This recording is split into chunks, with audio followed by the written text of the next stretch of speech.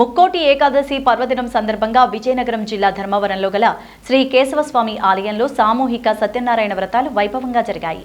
వేద పండితులు తాళూరి మురళీకృష్ణ 60 మంది దంపతులచే సత్యనారాయణ వ్రతాలు భక్తి ప్రపత్తులతో ఆచరింపచేశారు. ఉదయాన్నే గోదాదేవికి తులసి దళార్చన నిర్వహించారు.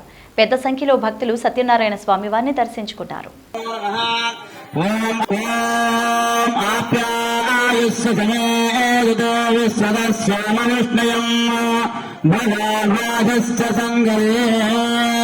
ఓం శ్రీ వీర వెంకట సత్యనారాయణ స్వామినే నమో నమః. క్షీరాభిషేకం సమర్పయామి.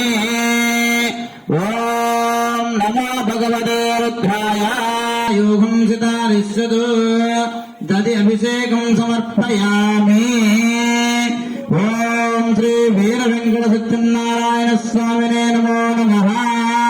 సరస్నిభిః శ్రీ వీర వెంకట సత్యనారాయణ స్వామినే నమో నమః.